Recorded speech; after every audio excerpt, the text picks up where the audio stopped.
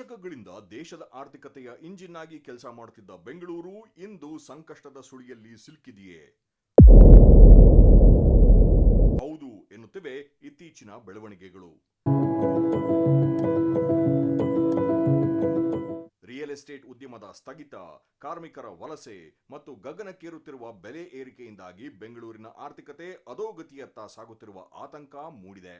ಬೆಂಗಳೂರಿನ real estate ಬೆನ್ನೆಲುಬನ್ನು ಮುರಿಯುತ್ತಿರುವುದು A ಖಾತಾ ಮತ್ತು ಬಿ ಖಾತಾ ನಡುವಿನ ಗೊಂದಲ. ಹೊಸದಾಗಿ ಜಾರಿಗೆ ತರಲಾದ ಇ ಖಾತಾ ಕಡ್ಡಾಯ ನಿಯಮವು ಆಸ್ತಿ ಮಾಲೀಕರನ್ನು ಇಕ್ಕಟ್ಟಿಗೆ ಸಿಲುಕಿಸಿದೆ. ಬಿ ಖಾತಾವನ್ನು ಎ ಖಾತಾವಾಗಿ ಪರಿವರ್ತಿಸಲು ಇರುವ ತಾಂತ್ರಿಕ ಅಡಚಣೆಗಳಿಂದಾಗಿ ಜನಸಾಮಾನ್ಯರು ಕಟ್ಟಡ ಕಟ್ಟಲು ಹಿಂದೇಟು ಹಾಕುತ್ತಿದ್ದಾರೆ. ಇದಕ್ಕೆ ಪೂರಕವೆಂಬಂತೆ ಕಟ್ಟಡ ನಿರ್ಮಾಣ ನಿಯಮಗಳ ಹೆಸರಿನಲ್ಲಿ ಜಾರಿಗೆ ತಂದಿರುವ ಕಠಿಣ ಕಾನೂನುಗಳು ಉದ್ಯಮವನ್ನು ಮತ್ತಷ್ಟು ಹೈರಾಣಾಗಿಸಿವೆ. ಸೆಟ್ ಬ್ಯಾಕ್ ಮತ್ತು ಪಾರ್ಕಿಂಗ್ ವಿಚಾರದಲ್ಲಿ ಕಾನೂನಿನ ನೆಪವೊಡ್ಡಿ ಕ್ಲಿಷ್ಟಕರ ನಿಯಮಗಳನ್ನು ಜಾರಿಗೆ ತರಲಾಗಿದೆ. ತಾಂತ್ರಿಕ ಕಾರಣಗಳನ್ನು ನೀಡಿ ಹೊಸ ಕಟ್ಟಡಗಳಿಗೆ ವಿದ್ಯುತ್ ಸಂಪರ್ಕ ಮತ್ತು ನೀರಿನ ಸಂಪರ್ಕ ನೀಡದಿರುವುದು ಜನರನ್ನು ಸಂಕಷ್ಟಕ್ಕೆ ತಳ್ಳಿದೆ. ಸಾವಿರಾರು ಕಟ್ಟಡಗಳ ನಿರ್ಮಾಣ ಅರ್ಧಕ್ಕೆ ಸ್ಥಗಿತಗೊಂಡಿದ್ದು ಹೂಡಿಕೆದಾರರ ನಿದ್ದೆಗೆಡಿಸಿದೆ.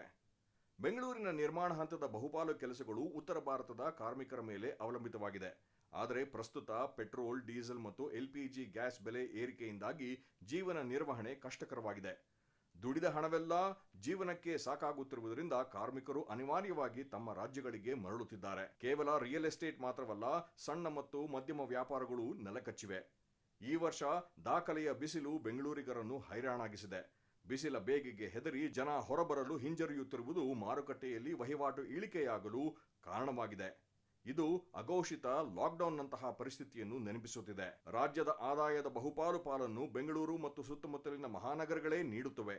ಆದರೆ ಪ್ರಸ್ತುತ ಸರ್ಕಾರ ಈ ಆರ್ಥಿಕ ಕುಸಿತವನ್ನು ಗಂಭೀರವಾಗಿ ಪರಿಗಣಿಸದಿದ್ದರೆ ಅಪಾಯ ಕಟ್ಟಿಟ್ಟ ಬುತ್ತಿ.